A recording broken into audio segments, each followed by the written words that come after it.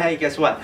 This is another movie that I could have seen early. I could have gotten my review up like the same day everyone else did, but I didn't go to this screening because I didn't have time. If I want to get in and I want to get a good seat, I have to get there like 3.5 hours early and wait in line to get in. What I'm saying is, movie studios, you start inviting me to press screenings, please.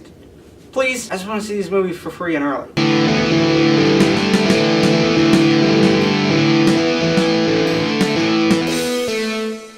Alita Battle Angel. So Alita Battle Angel is a movie based off of an anime that apparently is really awesome, but I've never seen. Generally with movies like this, I kind of feel that's a good thing, because I'm not going in with this preconceived notion of what the property is supposed to be, and I can just go in with an open mind. Written and produced by James Cameron, it's directed by Robert Rodriguez, and in Alita Battle Angel, you have Christoph Waltz, and he finds a cyborg head in a trash pile somewhere, and he rebuilds her, and he names her Alita, and now it's pretty much just this girl trying to find the balance between being human and being machine. And also she wants to be a bounty hunter, and also she wants to be in a weird little sports, and Mahershala Ali's also out there trying to kill her, and there's also a super sky city that also wants to get at her and kill her, and there's also a romance, and there's also Christoph Waltz, and there's a lot of things going on in this movie, but let's talk about what I liked first. First of all, what I liked, the visual effects. Holy crap! The visual effects in this movie are just so great. I mean, namely, I'm talking about Alita. Like, for the most part, every time I saw her on screen, I was like, that is a real person. That's not CGI. Maybe, give or take, there were like a couple frames where I was like, yeah, that's not real. But that's a couple of frames in a 2-hour movie. 24 frames per second for 120 minutes, and a couple of frames are the only times where I noticed the visual effects. That's not a bad thing at all. Also the performances, Rosa Salazar is great. She's been in things that I've seen her in, but she's always been like this supporting character for the supporting character. Her role's never really been the one that you pay much attention to. This movie puts her in the forefront, and she's just so great. She kicks a lot of ass when she needs to go deeper and be a little more emotional. She nails that. Christoph Waltz is also good in this movie.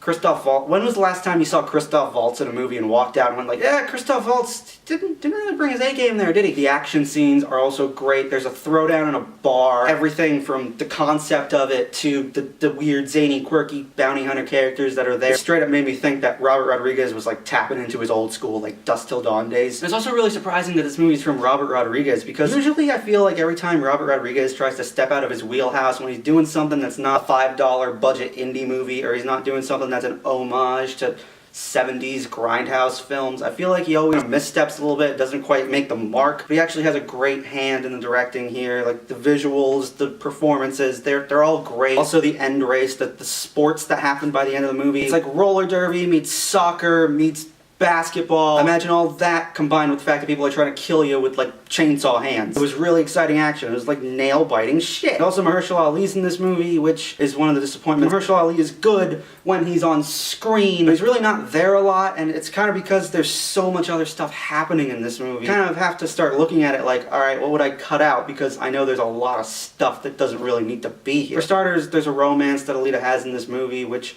is kind of 50-50. Sometimes it works, sometimes it kind of feels a little ham-fisted. And the boyfriend has this whole thing where he and his crew go around and rob people of their cybernetic parts. That's something that he does in the beginning of the movie, and then towards the end of the movie he confronts his friend and says, no, I'm out, I'm not doing this anymore.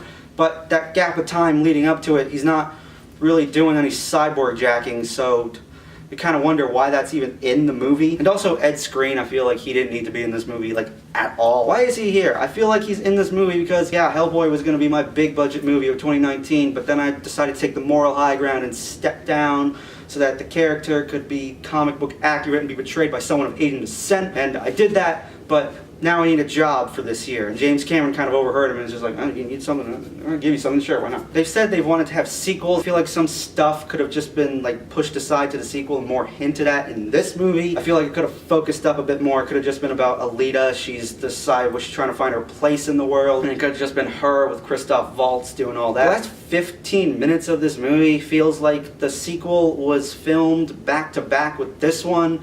And then, like, in the edit, they were like, alright, so the first 15 minutes of the second movie, we're actually going to take that, and we're gonna place it to be the last 15 minutes of this movie. It feels like the movie was winding down and then just kind of shot up and like had a climax that ended on a straight cliffhanger. Like Empire Strikes Back ends on a cliffhanger, but I feel like Empire Strikes Back is a good solo viewing. It's just 'cause I already know how it wraps up, but I feel like it's good on its own merits. You don't need to even know that Return of the Jedi exists. You can just enjoy Empire Strikes Back as it is. Another thing that kind of could have been scrapped and again could have focused up a bit more. Guys, in the end, Alita Battle Angel was pretty good. It had a strong opening, kind of becomes a bit unfocused towards the middle of it. By the end, all the action scenes that you see are just so cool that you just can't help but think, yeah, this movie's actually pretty rad. And I will say that Alita Battle Angel is still a fun movie.